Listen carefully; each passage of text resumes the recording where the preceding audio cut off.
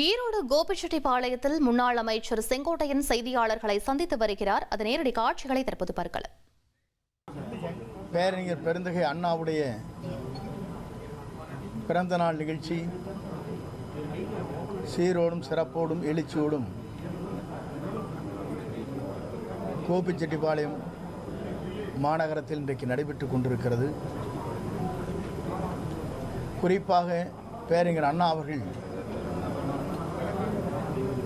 மாற்றான் தோட்டத்து மல்லிகைக்கும் மனமுண்டு, மறப்போம் மன்னிப்போம், அவருடைய பொன்னெழுத்துக்களால் பொறிக்கப்பட வேண்டிய வார்த்தைகளை இன்று நினைவூட்ட விரும்புகிறேன். பேரறிஞர் அண்ணாவுடைய புனித பெயரால் அனைத்து இந்திய அண்ணா திராவிட முன்னேற்றக் கழகத்தை இதயம் புரட்சித் தலைவர்கள் உருவாக்கினார்கள். இதயம் புரட்சித் தலைவர் அம்மா அவர்கள் அதை கட்டி காத்து வளர்த்தார்கள். என்னை பொறுத்தவரையிலும் புரட்சித் தலைவருடைய கனவு, புரட்சித் தலைவர் அம்மாவுடைய கனவை மீண்டும் 100 ஆண்டு காலம் ஆட்சி கட்டிலே அமர வேண்டும் என்ற நோக்கத்தோடு தான் அன்றைக்கு நான் மனம் திறந்து பேசினேன். இந்த கருத்தை புரட்சித் தலைவருடைய உண்மை விசுவாசிகள், புரட்சித் தலைவர் அம்மாவுடைய விசுவாசிகள்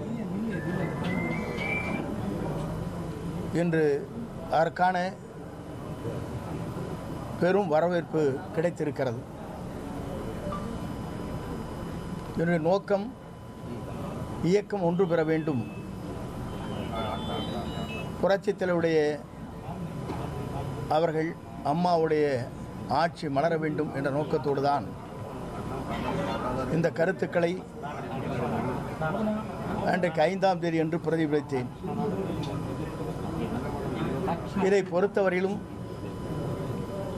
தொண்டர்கள் பொதுமக்களுடைய கருத்துக்களை மனதிலே கொண்டு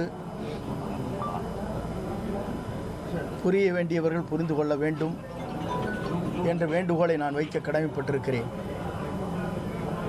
நம் இயக்கம் வலிமை பெறுவதற்கு, நம் இயக்கம் 2024 வெற்றி பெறுவதற்கு எல்லோரும் உறுதுணையாக இருந்த பணிகளை மேற்கொள்ள வேண்டும் என்று வேண்டுகோளை வைத்து விடைபெறுகிறேன். நன்றி, வணக்கம்.